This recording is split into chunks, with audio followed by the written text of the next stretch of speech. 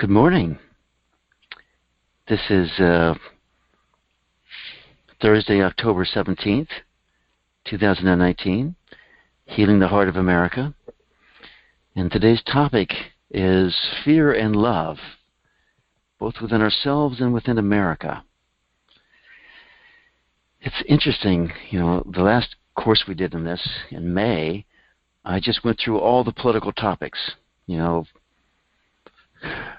Black Lives Matter, climate change, sex trafficking, all these sorts of things. And I thought I'd just do the same thing this course, but just all these other issues on the more subtle, energetic level keep coming up, and I realize how they're underlying all these other things. So that's why the topics are showing up as they are. And again, I welcome emails or whatever. You can always go to the website, healingtheheartofamerica.org, and leave me a message, or healingtheheartofamerica@gmail.com gets it, or just reply to those emails that I send out. All right, enough chit-chat. There's a phrase the Chinese have, the Taoists actually, they say, talk doesn't cook the rice. So, enough talk. Let's all sit up straight with our feet on the floor.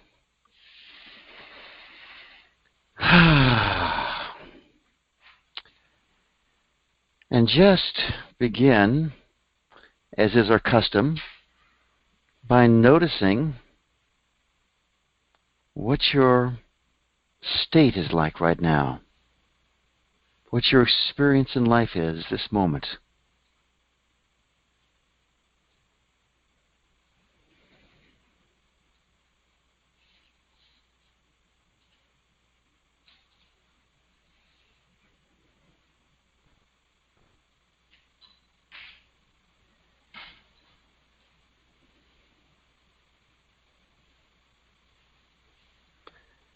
And once you've gotten a sense of your baseline of where we are this morning or this evening, depending on where we are, let's just connect with our hearts, put our hands on top of our hearts, and see what this ancient posture, what wisdom there is in this ancient posture.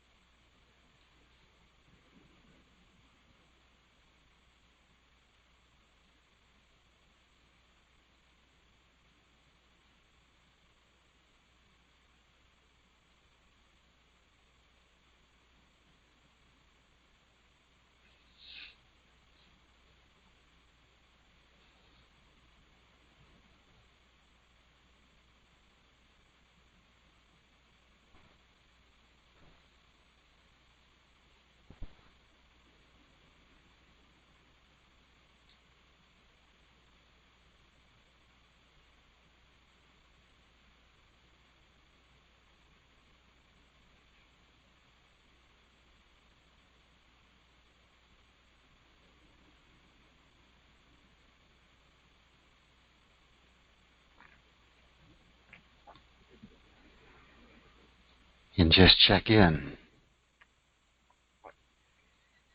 In this posture, we're directing the energy of the heart through the arms, through the hands, back into the heart. What's your experience after we sit this way for 30 or 60 seconds?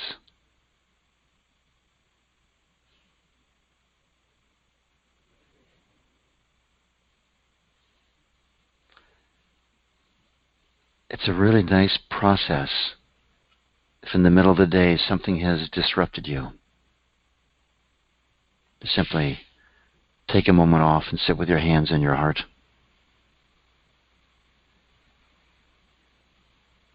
So when you're ready, put your hands down. And again, let's check our posture. Let's check our posture. There's a certain power to the spine being straight and erect. It's as if the spine is an antenna. And it matters more in energy meditations than it does in consciousness meditations, because there's a subtle energy that comes from it. But be that as it may, let's just begin this process of heart rhythm meditation by simply watching our breath.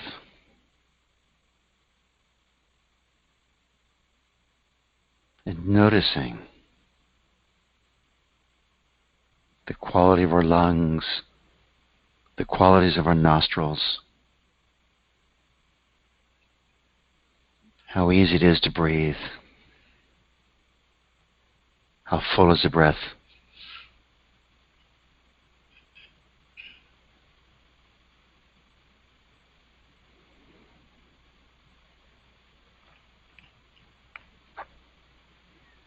We focus on breath and on heart as a way of meditating with the heart, rather than meditating with the mind. The mind has its own rewards. I don't wish to discourage anyone from using their minds. But what we focus on here is awakening the heart, that we all become more heart-centered, that we live from the heart.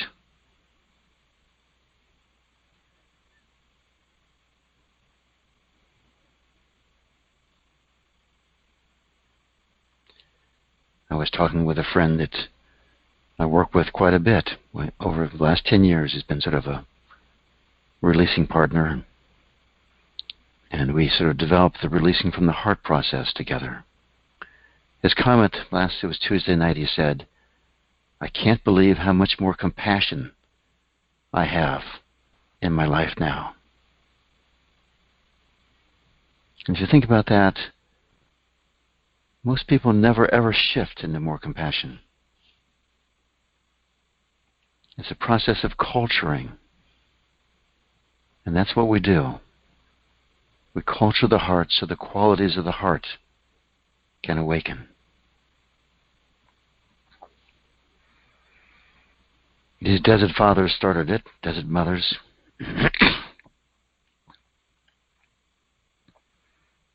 And now we continue it through I Am Heart, through the Ron and Susanna Bear. So now we've been watching our breath, saying hello to our breath. Let's just start breathing deeply with abdominal breathing. Full exhale, pull the stomach muscles all the way back towards the spine.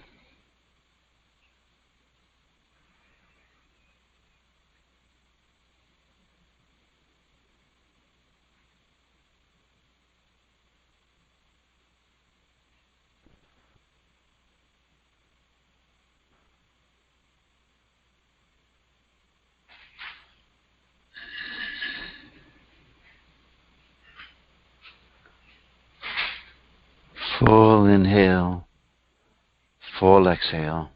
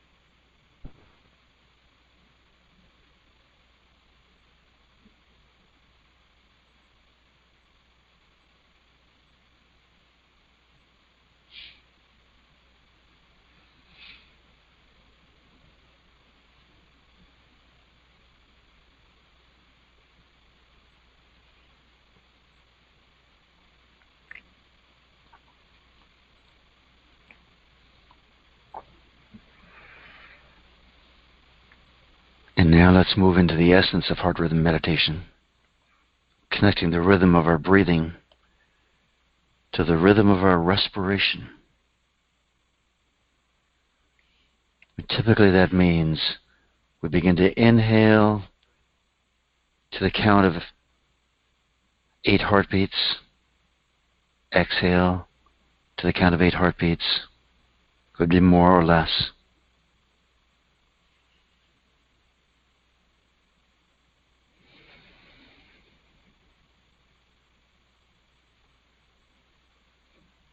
Feel free always, if you have a name that you associate with your heartbeat,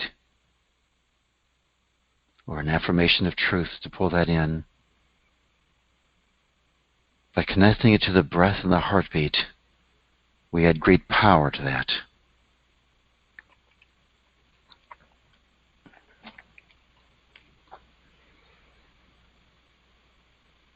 And it's okay if you can't feel your heartbeat. Use your pulse.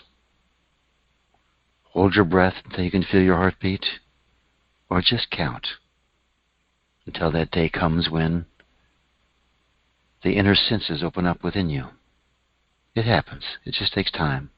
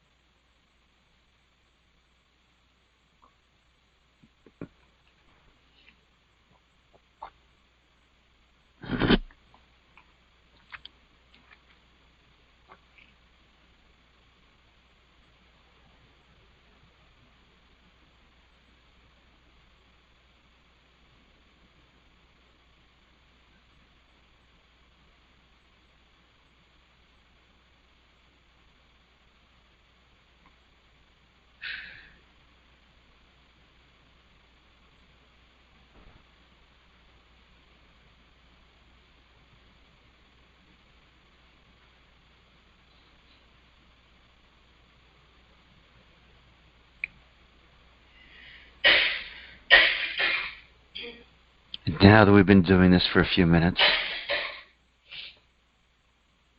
just check to see how much love you're feeling for your breath right now. How much love and appreciation, how much gratitude for your heart.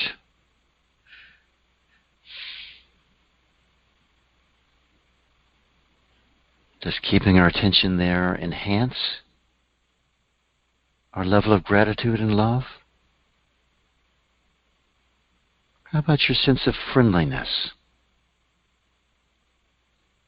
Do your heart and your breath seem like they are more friends than before, when we more or less let them run on automatic? What I found is that over time, heart and breath have become deep, deep, deep friends.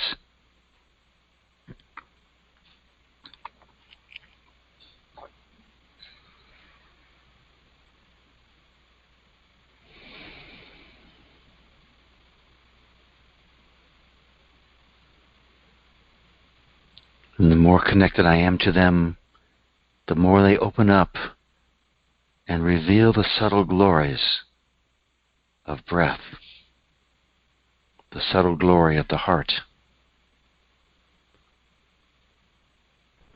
It's like having a good friend.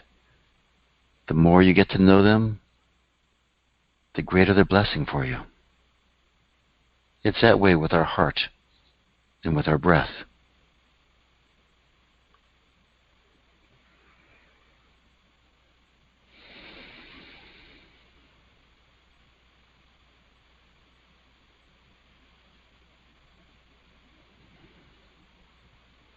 And again, check to see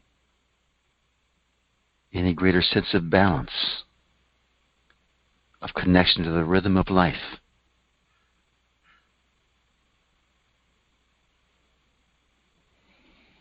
Just an exploration. It shows up when it shows up.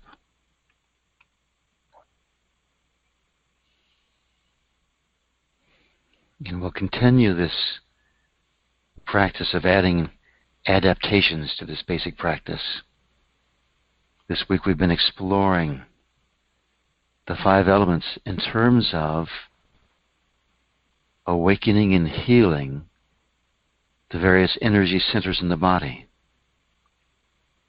The root center to the earth element, the sacred life center to the water element, fire to the solar plexus, the air element.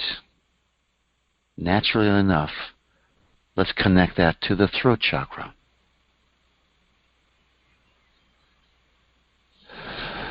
The pattern for the air element, all these elemental breathings have their own pattern, is in through the open lips, slightly open lips, and then exhale out to the same slightly open lips. And what I'm going to suggest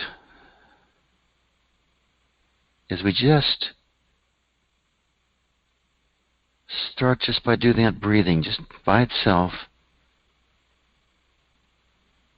Inhaling to the count of 8 heartbeats, 6 or 10, whatever's right for you. Exhaling to the same count. We want the breath to be balanced. Same length of exhale, same length of inhale.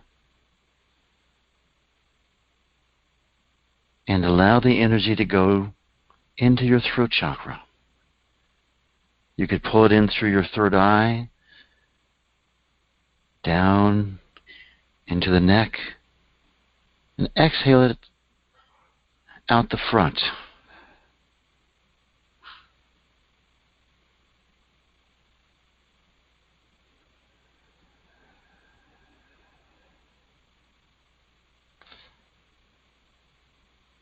And once you sort of get the hang of it and the feel of it, I'm going to suggest you inhale, let the energy come in through your third eye, through the throat, down to the heart.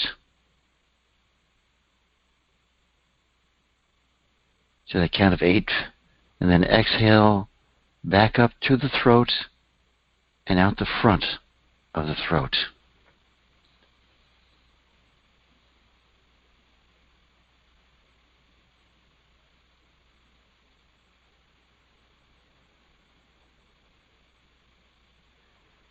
By incorporating the heart in here, we infuse the power of the throat chakra with the wisdom of the heart. The throat is a very transformative chakra. Any of you all know the story of why Shiva has a blue throat? Know this. I think I'll tell that story today.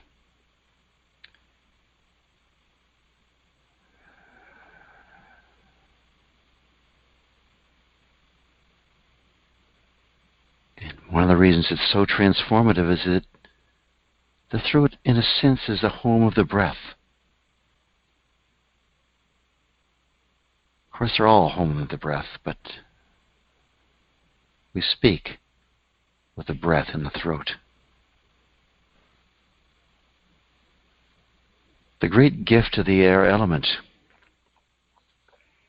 is intuition. Air goes everywhere, moving, great motion. We say it has a zigzag energy, just going here or going there. Keep on inhaling to the count of 8, or whatever it is for you. Exhaling back out.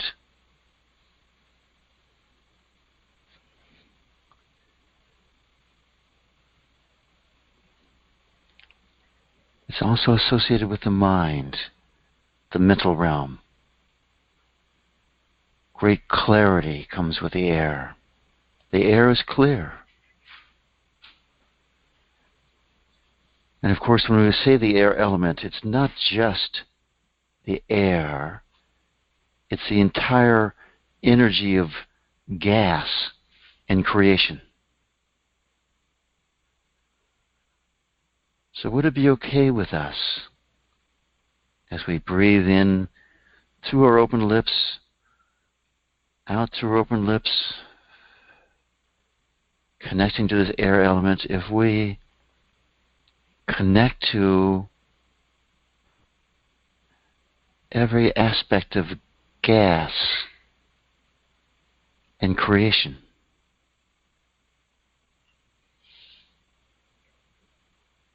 And let's just begin this process of allowing us to connect to this very faint air element that extends throughout creation.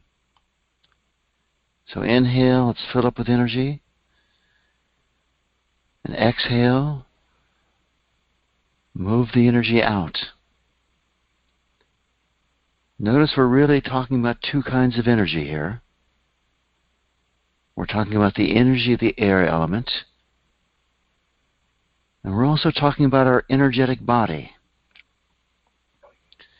And what we want to be doing, because the air element is so quick to move out, is allow that air element to go out and allow our energetic body to sort of ride on that air element and expand out to fill up the space around each one of us, to fill up the room. That air just goes everywhere. The gas, the quality of gas, everywhere. Even in outer space, molecules, very thin, very, very thin density. Everywhere. It's almost as if it's the life force itself that's riding out there to the far edges of creation. Or maybe first fill up our cities, our countries, our world, the planets, the universes. It's already there. What we're doing is we're developing the energetic body to be a sensory organ and allowing our energetic body to sense this air element throughout creation. And I know this is a bit of a stretch, but we just start here. Maybe we even just use the imagination. But what happens is, by doing it, we're setting the intention that our energetic body develop these sensories, these inner senses, these subtle senses, that we can connect with all of creation.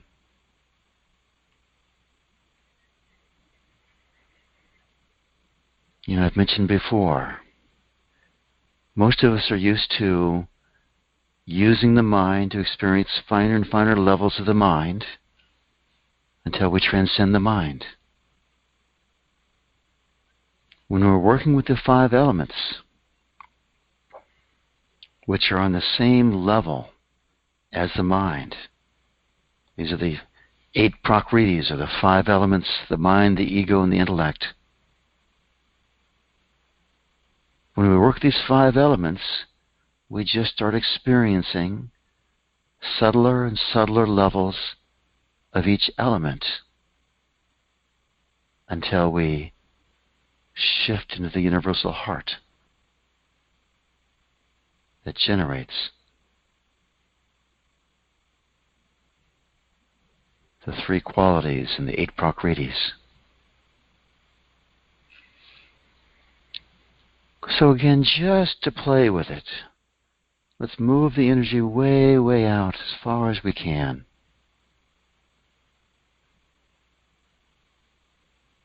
And just sit here for a moment.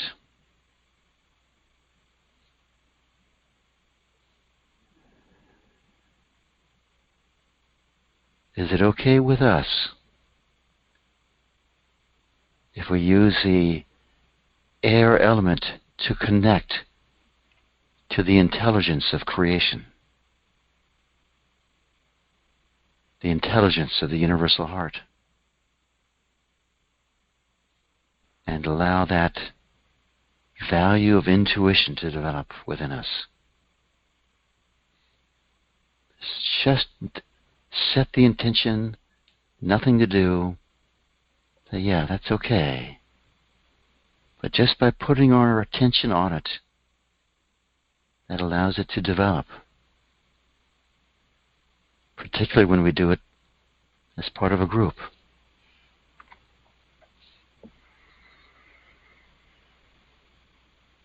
So let's pull this energy back into our bodies,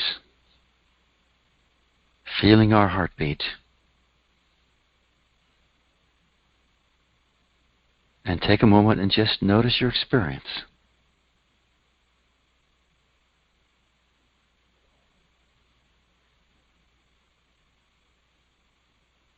And is it okay with us if we honor and love these 5 elemental forces? Is it okay with us if we align with them?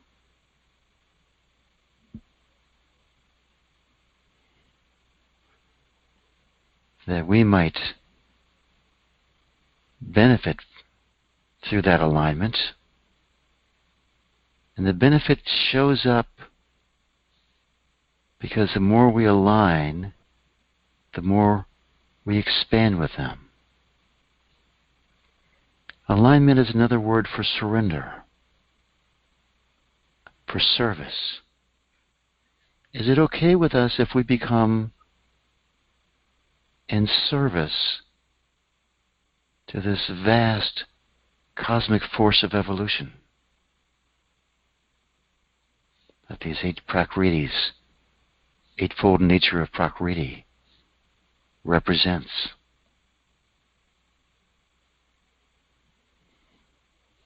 This incredible force of Prakriti, of nature, also in alignment with the universal heart. How would that feel to be a part of that? That's the invitation. Shifting from the focus of our lives being busy and getting this and doing that, just to allow alignment with this great force of nature.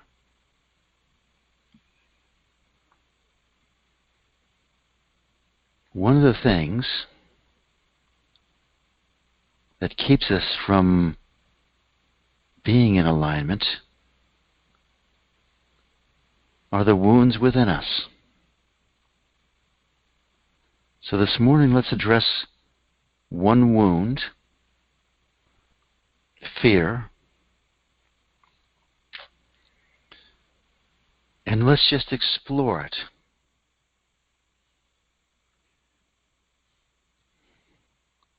So I'll just ask,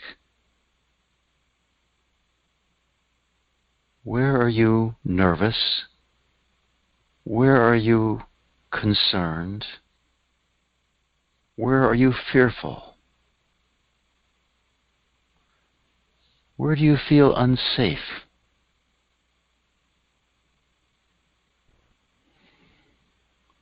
And it can be a faint feeling or it could be very strong. It doesn't matter.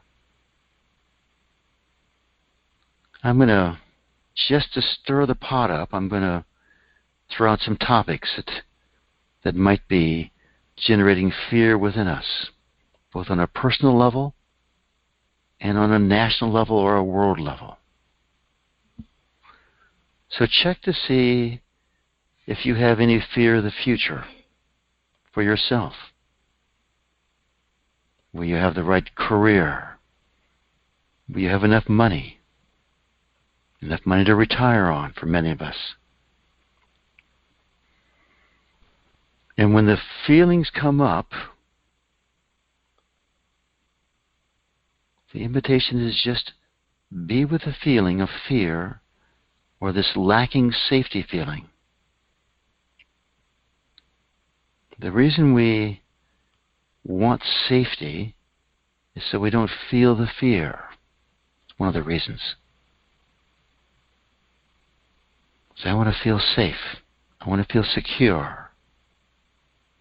It's one of the three basic patterns that correspond to the first three chakras. These are the three temptations that Jesus Christ had to overcome before he could start his mission. The first chakra, it's wanting to be safe and secure. Or you could say it's a feeling of lacking safety. Second chakra, it's wanting love and approval. The ancients would have called it vanity. But it includes wanting to be heard, wanting to be respected.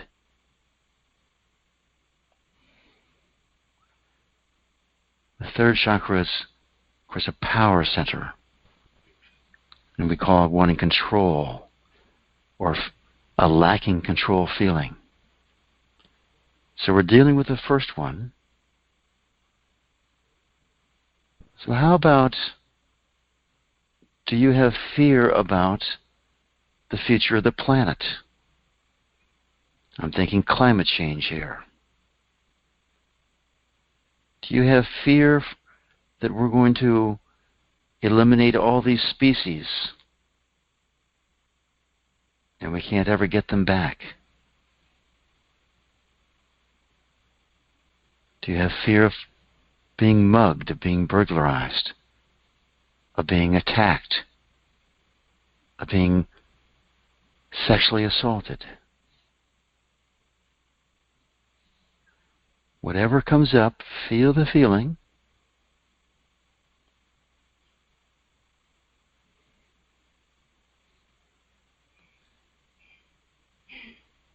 And notice what happens when you feel fear. When you feel fear, are you in your head or are you in your heart? I'm going to suggest that when we're in our hearts, and purely in our hearts, the heart has no fear. It has complete safety, certainty, completely clear in its invincible, immortal nature. It's the mind and the ego that has fear for the survival of the body.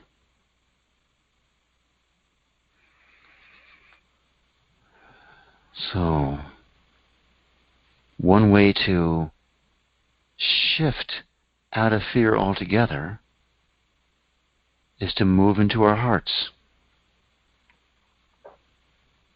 and see the world through the eyes of our heart.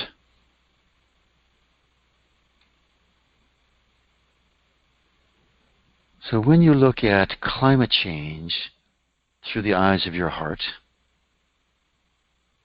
what do you see?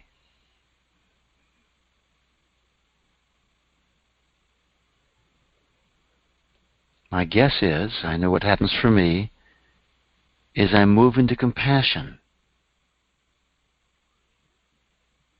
Change of every sort brings dislocations and challenges. I move into compassion. But what is your experience? Can you move into your heart and look at climate change?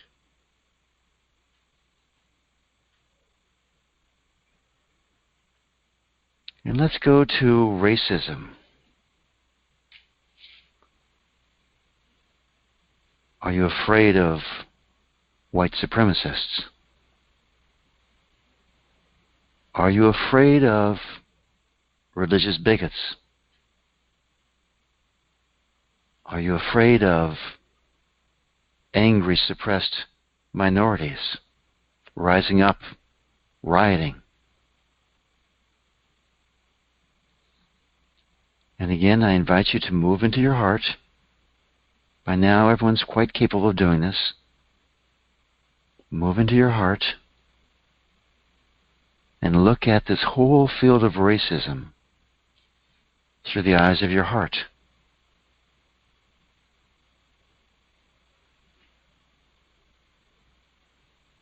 And what's your experience when you do that?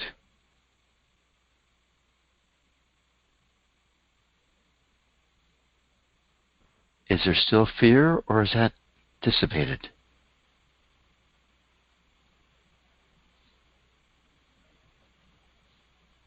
Can you move into that place of, again, probably compassion for those who've been discriminated against? That's what comes up for me. Can you notice the heart wants to help? The heart wants to extend love. And could you allow the love from your heart to flow into everyone who has ever experienced racial prejudice?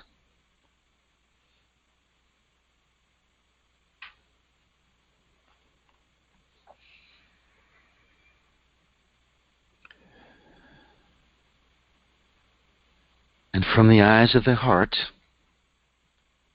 take a look at those that we would call racists, who hate or fear and would like to hold back and suppress other ethnic groups.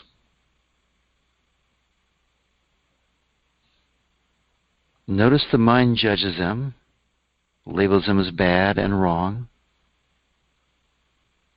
But when we look through the eyes of the heart,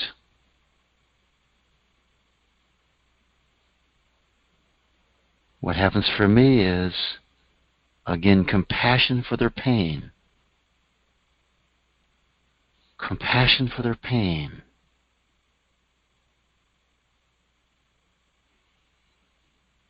And what is going to change the heart of a racist?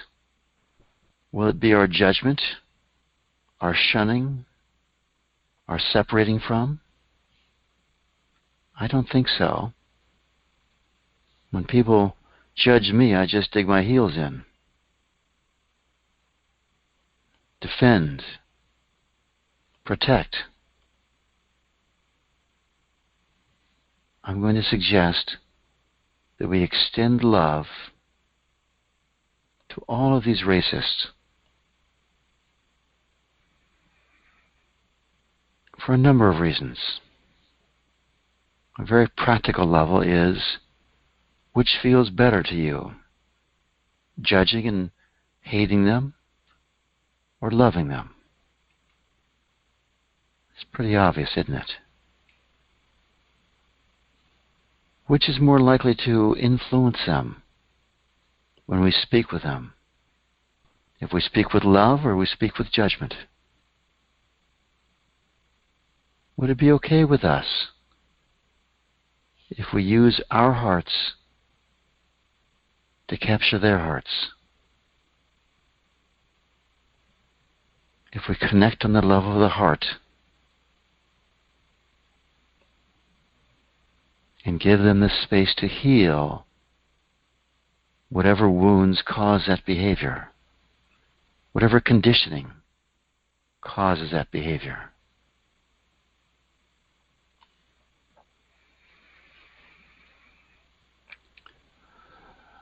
So let's look at money here. I ask, is there any fear about money?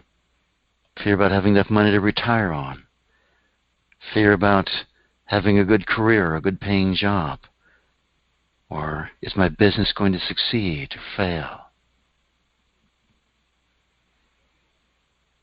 Again, the invitation is to check to see what reactions come from our minds and our egos, and what responses come from our heart. Would it be okay with us if we looked at the world of money, both individually and as the nation? I know I still look at our debt with fear, the national debt. And what is that doing for me? It's my mind saying this can't go on. This can't work. There's going to be a huge crash and great pain for everyone coming out of it. I paint a pretty dark picture. And everyone that has a picture that you paint, either of your own individual finances or on how our banking system works, how our monetary system works, how the government budget works, check to see if you're in your mind. And just ask your mind, does it really know the future? Or is it just making up a story? And my mind acknowledges that I've just been making up a story.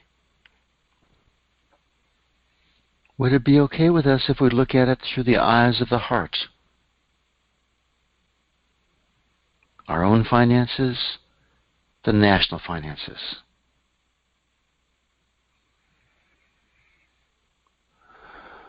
When I look at it through the eyes of the heart, for me, what I discover is the sense that all things are possible,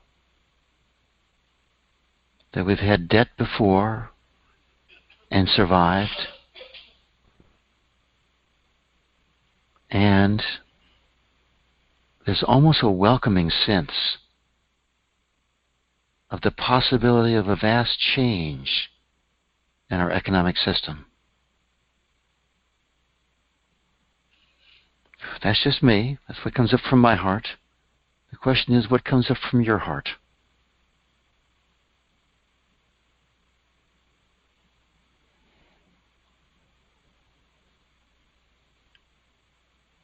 And is it okay with us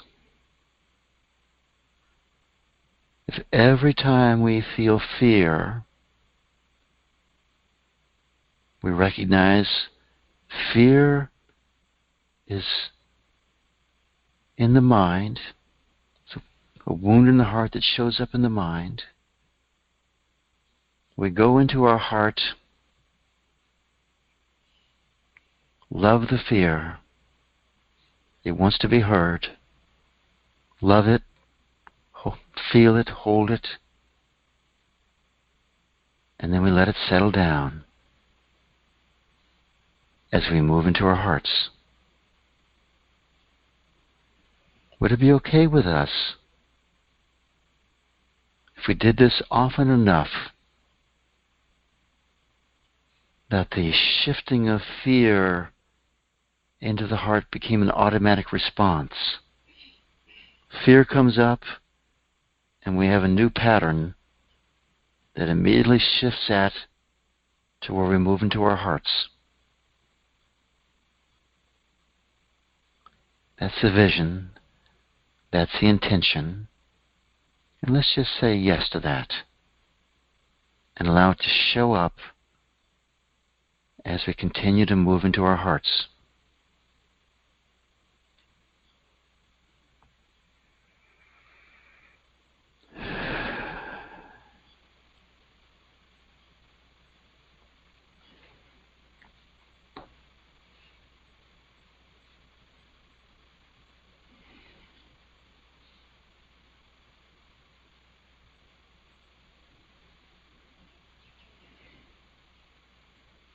Just feel your heartbeat. Allow the energy of your body to connect to the energy of the earth through the feet.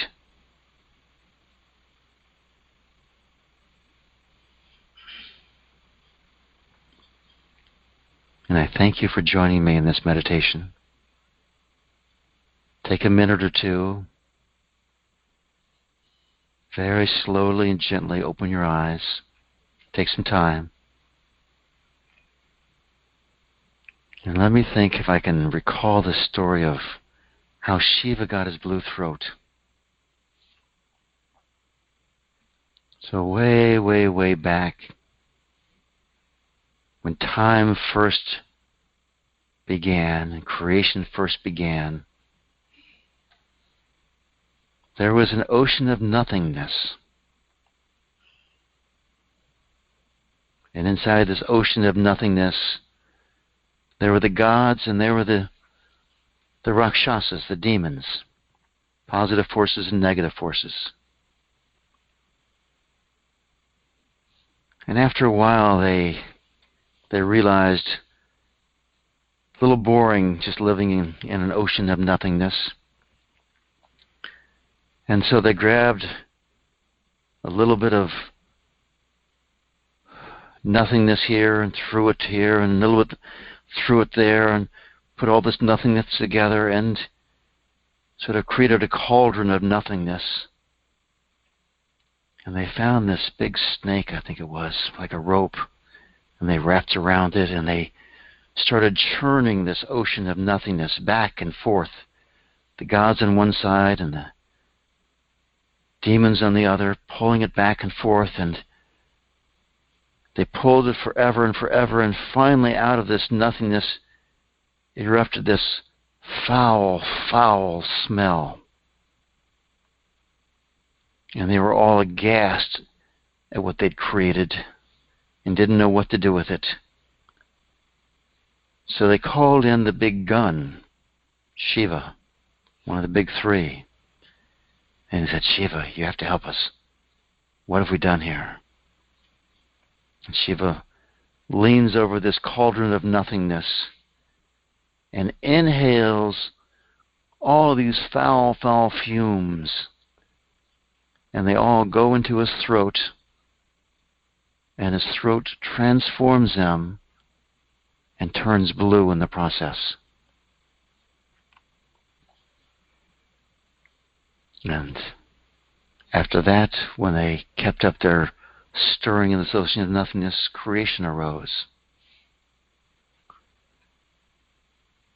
That's the best I can remember that story. The point is, what I've always taken it to be, is our throats are these great transformative centers. The breath, the energy transforms. And I thought that was perfect for the air element. So, story time is over. We're by now out of the meditation. And that's the formal part of our Healing the Heart of America program. The optional part, and anybody's welcome to leave without any judgment here whatsoever, is we work with people individually who might have been stirred up by the meditation or who are stirred up in any part of their life. Now, what I ask is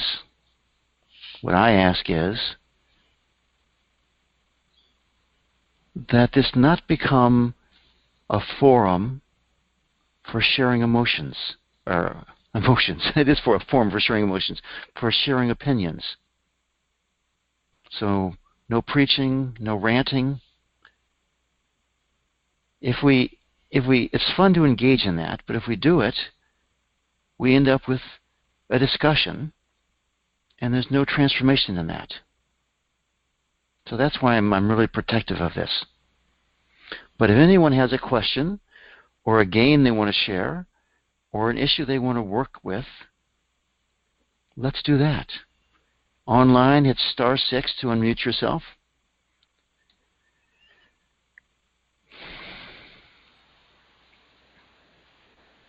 Is that a hand up, Patrick? Come on up. Yes, stuff from me too. All right, good. Hang on a second. Someone already got in here right before you. Is that you, Jaya? Yes, it is. Fantastic. Oh wait, I have to change the speaker system here so that everybody can hear. Do you want me to *6? You want me to mute myself again? Not just yet. Hang on here. There, and this is. So, Jay, Patrick was, had his hand up first. So let's work with Patrick, and then we'll go to you next. Okay? Okay. All right. Okay. What's going on, Patrick? Well, practice is great. Every single step of it, ever since we started this course and the last one. Having a certain level of physical discomfort, which is just something to deal with. There's some kind of a core of longing. I can't quite put my finger on it, which is why my hand went up. Good. But it's like there's all the thoughts and desires and feelings that go along with that, working in tandem with very nice, the quality of experience that I get from being led through these exercises by you is simply superb. I'm just physical discomfort and this sense of very deep longing that I just can't seem to shake. Good. Yeah. By the way, yeah. So let's work with that deep sense of longing. Fine. And the invitation is everyone to find your own deep sense of longing. Okay? So Patrick, can you connect to that deep sense of longing? Can you sense it? Feel it? Yeah, it's pretty strong. Yeah. Yeah. So, the flavor of your question sounded like you wanted that to go away. Yeah. Okay. I mean, I'm just asking for verification. That's true. It's yeah. Yeah. So here's my question for everybody. Okay? If you have a deep sense of longing, does wanting it to go away make it go away? What's your experience, Patrick? Duh. Duh. Right. Now, notice that the part of us, well, I'll just ask you the question. What part of you wants that deep sense of longing to go away? Well, it's the mind. It's judgmental thinking. Yes. So, if you look at that deep sense of longing from the perspective of the heart, what would your heart say? Well, my heart would want to be very kind and loving toward it, almost like take the baby, cradle it in its arms, and just say, "Look, things are all right." Would you be willing to do that right now? Yeah. And everyone else, that deep sense of longing, would you be willing to love that? Cradle that?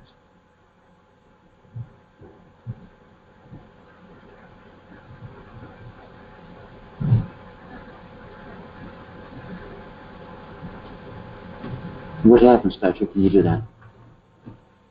Well, there's a sense of peace around it. I mean, there's that loving, comforting feeling, and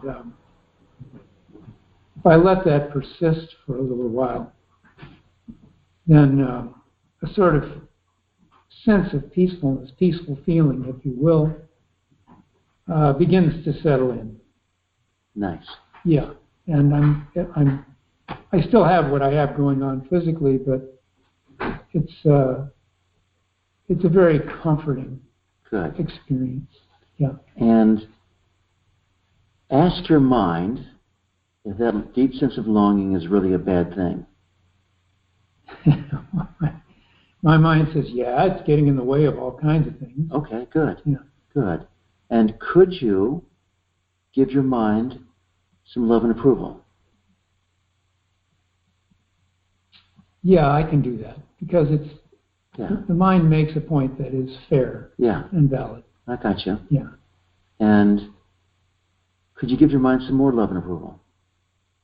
Yeah, I can do that. Yeah. And more. Mm-hmm.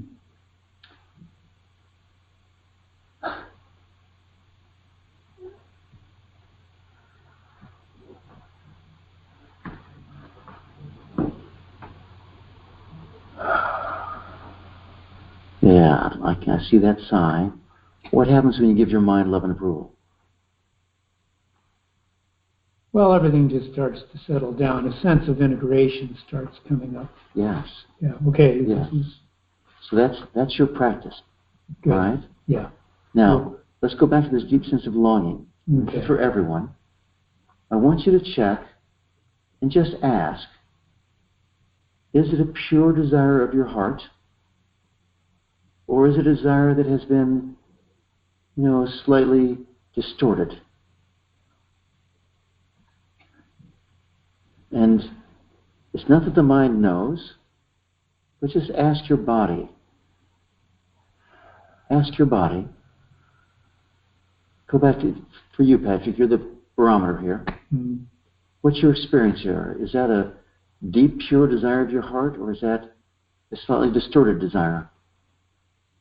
Well, it becomes the immediate answer, which is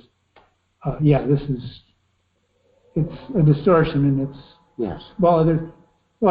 This is a major league distortion, which that's the mind, Yes. getting kind of Good. judgmental about it, but that's what it is. Yes. It's good.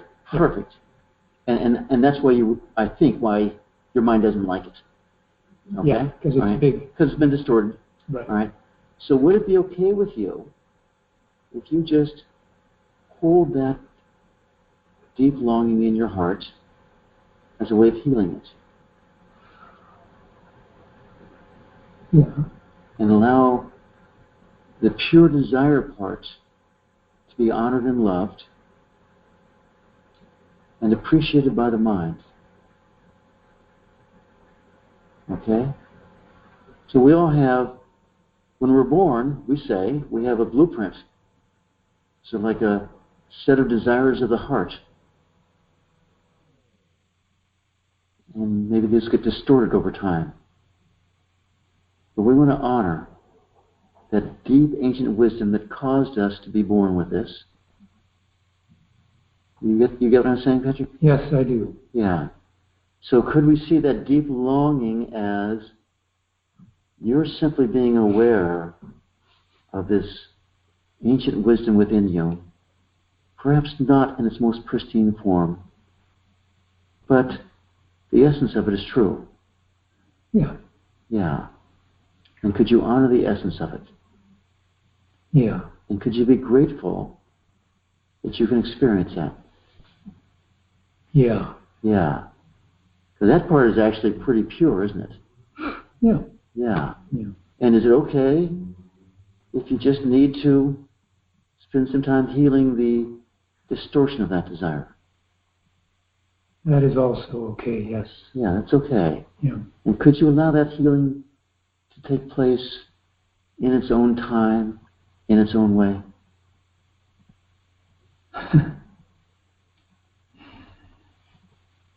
Yeah. There's, if my I know this. quick thought of impatience comes Right. up. I get you. So feel that sense of impatience Right. and discriminate here a little bit. Right. Does that impatience and trying to force a healing really help? Well, it hasn't after 70 years. Gotcha. Okay. So, So could you just allow it to heal in its own way, in its own time? yeah. Yeah. That's, Yeah. And while that's been going on for 70 years, you've still had a good life. Yes? yes. So could you allow yourself to have a good life while that healing continues? Yes, I certainly can. Okay. Is there somewhere else we need to go here? No, I think it's just honoring the process that you just described. Yeah. Good. Good. Thank you very much. Namaste. Namaste. All right. Jaya, are you still there?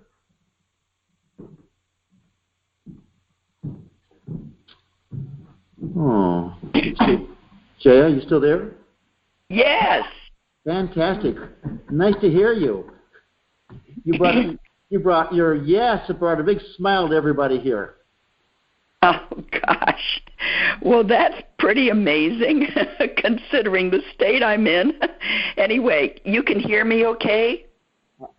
What I hear is laughter and joy. All right, Mr. Miracle Worker. You just waved your miracle wand over me. Okay, I what can I say? Do you want to hear the reason I raised my hand, or should we just pass on here? No, let's hear it. Let's hear it. Well, I do want to share it, and it's a perfect topic this morning on fear, because that's what I'm in. And I will be as concise as I know to be. So please bear with me for no more than 3 minutes, okay? No, Joe, we don't want a 3-minute story. You want 2 minutes? I want 30-second story. I want to know what you're feeling, not the why and the how. I don't think I want to continue then. I'm sorry. Oh. You know, it's totally your choice. Totally your choice. You know I can be laser pointed, I know. Karingbash, when I need to be, and I was going to be. But to feel myself shut down right now by you is something that emotionally I just can't deal with. So do you want to work with that feeling shut down? Not a person that would go on and on and on, okay? When I have it together, I have it together to present. So Shaya. I'm upset right now, and I don't really want to continue because of just this momentary upset, okay?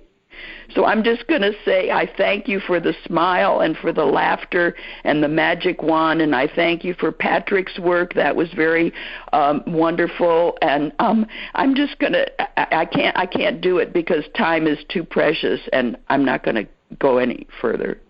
Okay. Okay. Just know, Taya, we're all holding you in love. We're all holding you in love. And fully respect your own sovereignty and your own decision on where and how it's best for you to move forward. Okay? I feel you really shut me down, okay? Then do you want to But work anyway, I'm here every morning with you and with everybody in the room, and it's a marvelous, marvelous work that you're doing. You want to work with that, Jay? No, I want to go home. I mean, I'm home. I just want to go away. So goodbye. Okay? Goodbye. Okay. Yes. All right, we have someone here. Kathy here wants to work.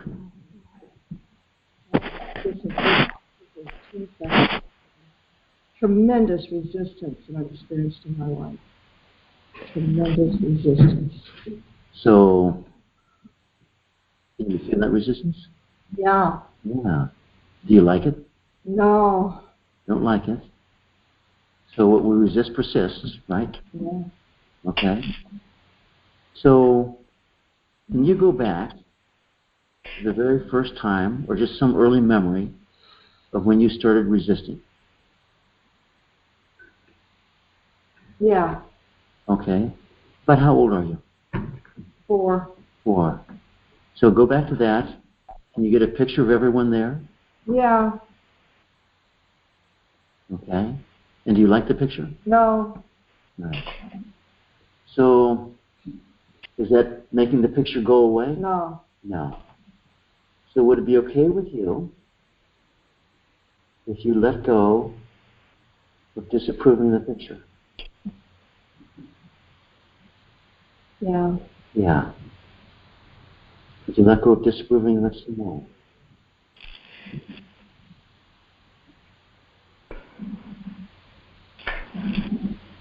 Seems like I enjoy disapproving of it. Good. A lot of anger. Good. Yeah. Now, can you get F them, you know. that feeling of enjoyment, okay? So almost like a self-righteous. Oh, definitely. Okay. A lot of power to me. Yes. Good. So can you welcome up that feeling of self-righteousness? Okay. And how you enjoy it?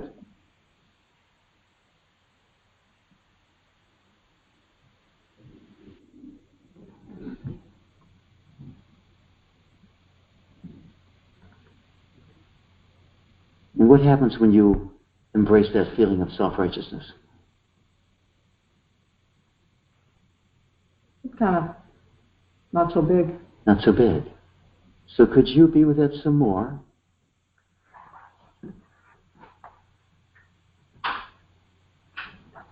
And does that self-righteousness, just to discriminate, does that bring you to a place of connection with people? No. It separates you, doesn't it? Mm-hmm. Okay? Yes. Could you welcome up that self-righteousness some more? And do you feel that as a sensation or a general feeling in your body? More like an identity. More like an identity. Good. So can you take that identity and allow that to merge into your heart? Does that work or not work?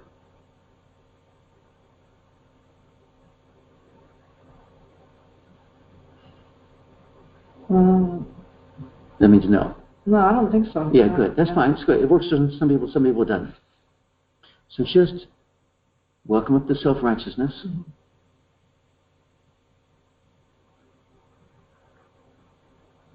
And would it be okay with you if you just let that go? Or do you want to hold on to it some more? Very familiar. Yeah, very familiar. And it's okay if you want to hold on to it, by the way. It's really just a question. I mean, it seems like I'm leading you there, but it's really okay if you hold on to it. You know, that's your body telling you, if you want to hold on to it, that it's not time to let this go. What do you think? What do you feel? I'd like to let go of it. I could make a decision. Okay. Say yes. So could you see what happens. Could you just do that? And so you prefer that it goes? Yeah. Is what you're saying? Yes. Could you let it go some more? Yes. Yes. Let it go some more. Yes. And can you go back to this picture when you're 4 years old? Mm-hmm. And can you see, most likely, well, I'll just ask it differently, are the other people in this picture also self-righteous? Yeah. They are, aren't they? Mm-hmm. Okay. And do you like that in them? No. No. And does disapproving of their self-righteousness help you at all? No. Good. So could you let go of disapproving of their self-righteousness? Yes. Yes. And could you let go some more Yes. of that disapproval? Yes. Yeah, and more. Yes. And is it becoming softer? Yes. Yes. And would it be okay with you if, because disapproving of them hasn't helped, if you just looked at them and gave them permission to be who they are because that's who they are? Yes. Because you can't change that, can you? No. No. So they are who they are, and just like we don't want people telling us how to be, we don't want to be telling them how to be, right? Yes. Okay? So could you allow them the freedom to evolve in their own way? Yes. Okay? And they're growing as parents, and they're exploring as parents, aren't they? Mm-hmm. Yes. What works, what doesn't work. Okay? Mm-hmm. So, could you look at yourself in that picture?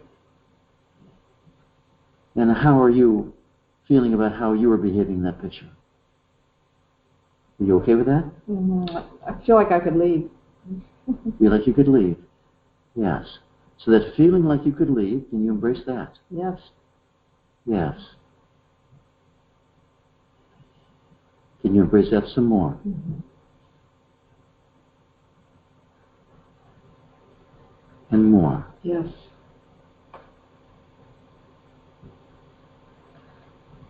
And more? Yes.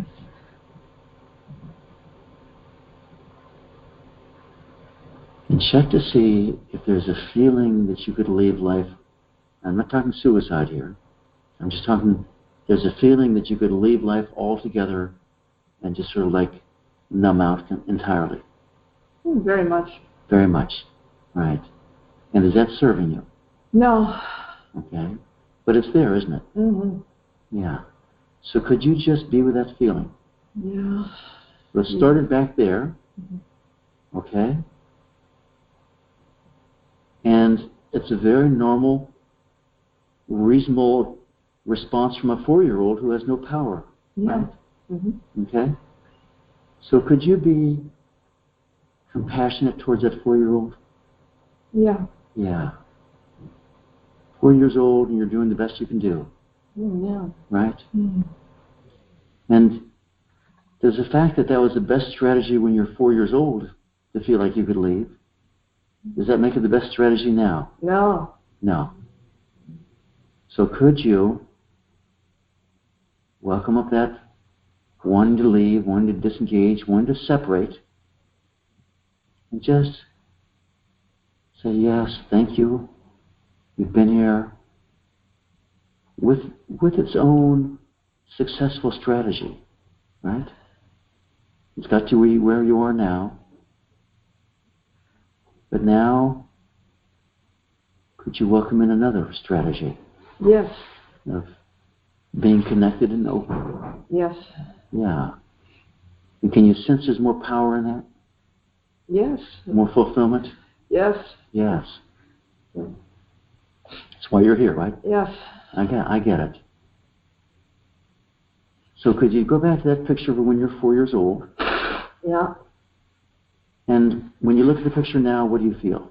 Kind of like a magazine cover. Actually, that sounds good to me. Mm-hmm. It's like it's something that's back there, not really a lot of charge to it. Not today. Not today. So is it okay with you if the charge comes back, that you just go back into your heart, love everyone in the picture, have compassion for them, realize they're all doing the best they can at the time that it is, and that doesn't have to run your life today. You get that? Yes. Yeah.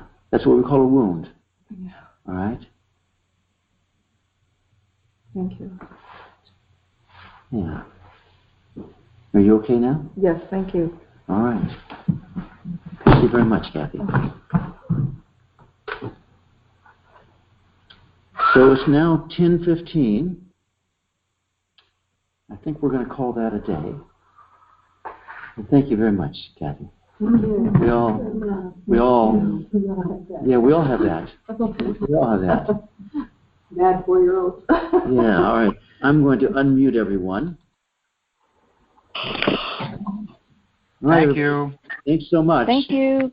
Yeah. Thank you. Thank you for all the work you folks did. Thank you. All right. Love all of you. Thank you. All right. This meeting.